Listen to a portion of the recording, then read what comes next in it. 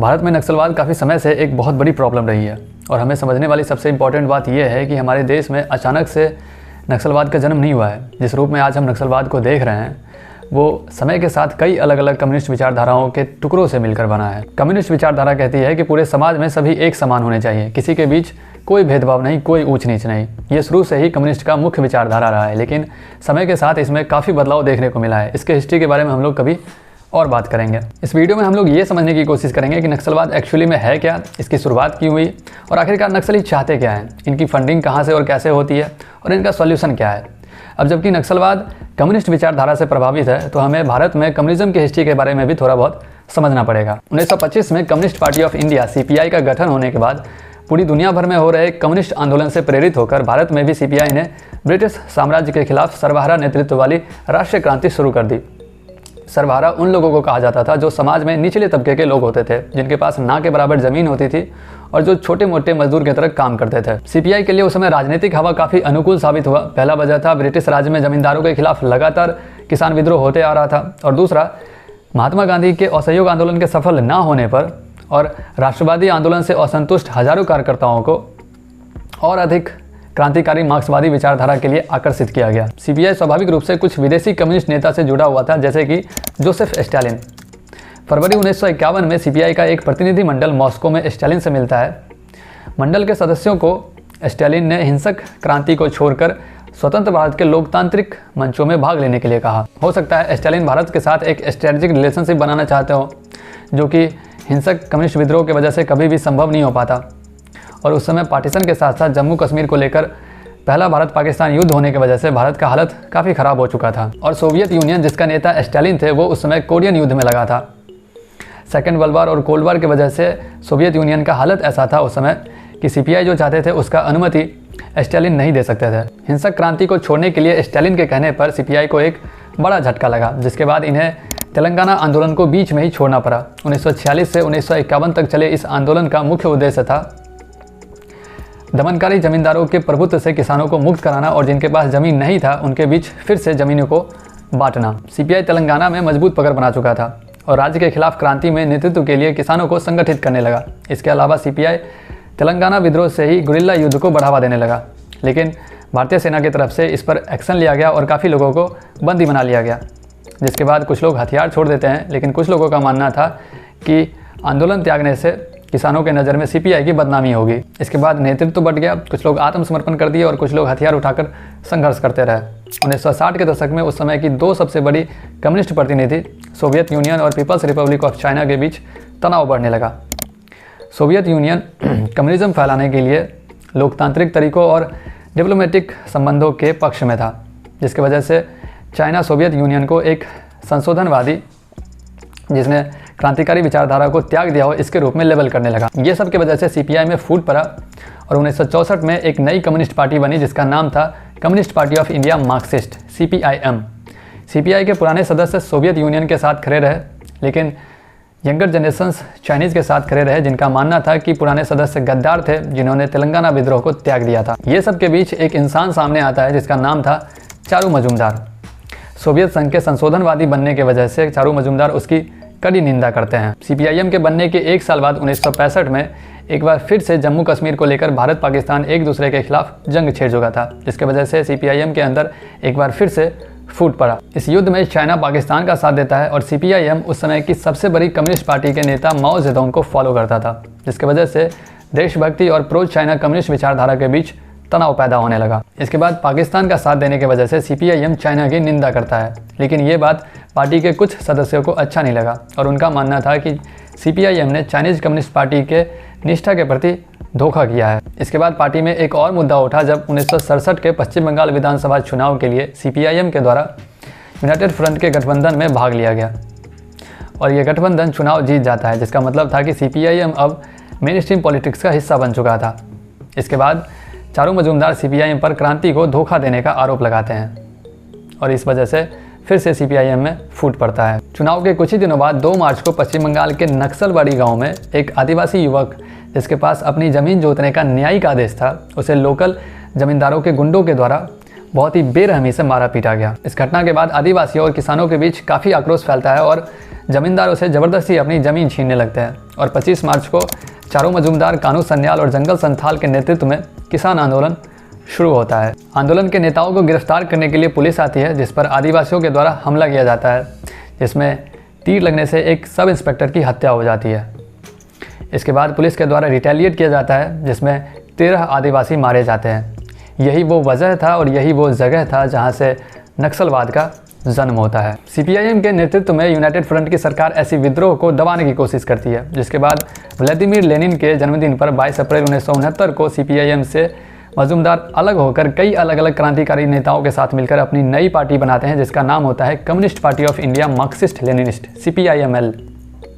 नाम के बावजूद मजूमदार मार्क्सवादी या लेनिनवादी सिद्धांत के तुलना में माओवादी विचारधारा से ज़्यादा प्रेरित है। नक्सलवादी आंदोलन को चाइना के माओ जेडोंग के द्वारा काफ़ी प्रोत्साहन मिला और बड़ी संख्या में शहरी लोग भी इसके विचारधारा से प्रेरित थे, जो कि चारू मजूमदार के लेख से फैला था। खासकर वो लेख जिसे हम ऐतिहासिक 8 दस्तावेज के नाम से जानते हैं, जो कि बाद में नक्सली विचारधारा का आधार बना। यह दस्तावेज कम्युनिस्ट नेता और सिद्धांतकार जैसे कि व्लादिमीर लेनिन, कार्ल मार्क्स और माओ जेडोंग के राय से बना था। 1970 के दशक के शुरुआत में पश्चिमी भारत को छोड़कर लगभग पूरे देश भर में नक्सलवाद फैल चुका था। 1971 के आसपास नक्सली कोलकाता में छात्र आंदोलन के बीच एक मजबूत पकड़ बनाते हैं और नक्सलियों से जुड़ने के लिए छात्र स्कूल कॉलेज सब छोड़ने लगते हैं और अधिक छात्रों को लुभाने के लिए मजूमदार घोषित करते हैं कि अब क्रांतिकारी युद्ध सिर्फ ग्रामीण क्षेत्रों में नहीं बल्कि हर जगह होगी। इसी तरह चारू मजूमदार एक एनिलेशन लाइन घोषित करते हैं, जिसमें यह कहा गया कि नक्सलियों को व्यक्तिगत क्लास एनिमी जैसे कि व्यवसायी, जमींदार, पुलिस अधिकारी, राजनेता या जो कोई भी नक्सली विद्रोह के खिलाफ है, उन लोगों की हत्या करनी चाहिए। पश्चिम बंगाल सरकार की तरफ से काफ़ी मजबूत एक्शन लिया गया और उस समय सियालदा के कांग्रेस नेता सोमेन मित्रा का घर कथित रूप से टॉर्चर चैम्बर में बदल गया था, जहां पर पुलिस और कांग्रेस कार्यकर्ताओं के द्वारा नक्सलियों को पकड़कर अवैध रूप से रखा जाता था, उन्हें यातनाएं देने के लिए। यह सब की वजह से नक्सल आंदोलन का एक बड़ा हिस्सा मजूमदार के नेतृत्व पर सवाल उठाना शुरू कर देता है और मजूमदार के नेतृत्व के खिलाफ सत्यनारायण सिंह के विद्रोह करने पर CPIML का विभाजन हो जाता है। 1972 में मजूमदार को पुलिस के द्वारा गिरफ्तार कर लिया जाता है और अलीपुर जेल में बहुत ज़्यादा टॉर्चर होने की वजह से मजूमदार की मृत्यु हो जाती है। जब ये क्रांति बहुत ज़्यादा बढ़ने लगा तब इसे दबाने के लिए जुलाई 1971 में राष्ट्रपति शासन का फ़ायदा उठाते हुए इंदिरा गांधी के द्वारा इंडियन आर्मी, CRPF और पुलिस को मिलाकर एक ऑपरेशन शुरू किया गया, जिसका नाम था ऑपरेशन स्टीपल चेज। इस ऑपरेशन में हज़ारों नक्सली मारे गए और 20,000 से भी अधिक नक्सलियों और कार्यकर्ताओं को बंदी बना लिया गया। 45 दिन तक चले इस ऑपरेशन में लगभग नक्सली आंदोलन खत्म हो चुका था और अगले 20 सालों तक इनकी गतिविधि शांत रही। लेकिन 1990 के दशक में फिर से इनका विद्रोह उठने लगता है, जब इंडियन इकोनॉमी के लिबरलाइजेशन के दौरान सरकार मल्टीनेशनल प्राइवेट कंपनियों को माइनिंग के लिए लाइसेंस देना शुरू करता है। सभी बिखरे हुए नक्सली ग्रुप एक साथ मिलना शुरू करते हैं और दो सबसे ज़्यादा एक्टिव नक्सली ग्रुप, पीपल्स वार ग्रुप और माओइस्ट कम्युनिस्ट सेंटर, दोनों एक साथ मिलकर एक नई पार्टी बनाते हैं, जिसका नाम होता है communist party of India Maoist, CPIM, माओवादी पार्टी। जबकि ये सबसे बड़ी ऑपरेटिंग ग्रुप है। इनके अलावा भी पूर्वी राज्यों में कई अलग अलग नक्सली ग्रुप एक्टिव हैं और इन सब को मिलाकर कुख्यात रूप से उस पूरे क्षेत्र को रेड कॉरिडोर के नाम से जाना जाता है। जिस भी क्षेत्र में नक्सली ग्रुप ज़्यादा एक्टिव है, वो क्षेत्र दशकों से अंडर डेवलप्ड और गरीबी से ग्रसित रही है और इसी का फ़ायदा नक्सली ग्रुप उठाते हैं। इन्हें नक्सली के साथ साथ माओवादी भी कहा जाता है। इन्हें माओवादी इसलिए कहा जाता है क्योंकि ये माओ जेडोंग के विचारधारा को फॉलो करते हैं। 2009 के आसपास की बात है, जब मैं देर रात छत पे जगा रहता था तो मम्मी कहती थी कि जल्दी से सो जाओ वरना माओवादी उठा कर ले जाएंगे। तो उस समय मुझे लगता था कि ये लोग अपहरण करने वाले होते हैं जो ज़बरदस्ती बच्चों को उठा कर ले जाते हैं। उस समय अक्सर हमारे आसपास डर पैदा करने के लिए इनका नाम लिया जाता था और अक्सर सुनने को आता था कि आज यहाँ पर माओवादी पकड़े गए, कल वहाँ पर पकड़े गए, परसों कहीं और। माओवादी पार्टी बनने के बाद कई राज्यों में हिंसा बहुत ज़्यादा बढ़ गया था और जबकि उस समय चल रहे खालिस्तानी आंदोलन और कश्मीरी विद्रोह के बावजूद उस समय के प्रधानमंत्री मनमोहन सिंह का कहना था कि माओवाद हमारे देश की अब तक की सबसे बड़ी सुरक्षा चुनौती है। 2002 से 2006 के बीच नक्सली और सरकार में हुए कॉन्फ्लिक्ट्स की वजह से 3000 से भी अधिक लोग मारे गए थे। 6 अप्रैल 2010 को छत्तीसगढ़ के दांतेवाड़ा जिला में नक्सली विद्रोह के इतिहास का सबसे घातक हमला हुआ, जिसमें 76 सुरक्षाकर्मी मारे गए थे। इसके बाद अभी तक हर साल कई अलग अलग जगहों पर हमला होता आया है और सबसे रिसेंटली 5 अप्रैल को बीजापुर हमले में लगभग 22 सुरक्षाकर्मी मारे गए और 41 सुरक्षाकर्मी गंभीर रूप से घायल हो गए। नक्सलियों का फंडिंग कई अलग अलग सोर्सेज से होता है। सबसे बेसिक सोर्स है माइनिंग इंडस्ट्रीज। जो क्षेत्र नक्सलियों के नियंत्रण में आता है उस क्षेत्र की सभी माइनिंग कंपनियों से नक्सली लगभग 3% का कर वसूलता है और कंपनियों के द्वारा नक्सलियों को सुरक्षा सेवा के रूप में भी रुपए दिया जाता है ताकि नक्सली हमलों के बारे में चिंता किए बिना माइनिंग की जा सके। इसके अलावा ड्रग्स जैसे कि गांजा और अफीम के धंधों से भी नक्सलियों का फंडिंग होता है जिसे वो अपने क्षेत्र में उगाते हैं। नक्सलियों के लिए ड्रग्स का व्यापार सबसे प्रॉफिटेबल है क्योंकि लगभग 40% नक्सल फंडिंग अफीम की खेती और उसके वितरण से होती है। पूरे नक्सल विद्रोह के शुरू होने का और इतना ज़्यादा फैलने का मुख्य वजह यही था कि भारत के स्वतंत्र होने के बाद भी इस पाखंड और भेदभाव से भरे समाज में निचले तबके के लोगों के जीवन में कुछ बदलाव नहीं हुआ था। ज़मीन को लेकर कोई खास पॉलिसी या लॉ नहीं बन गया था।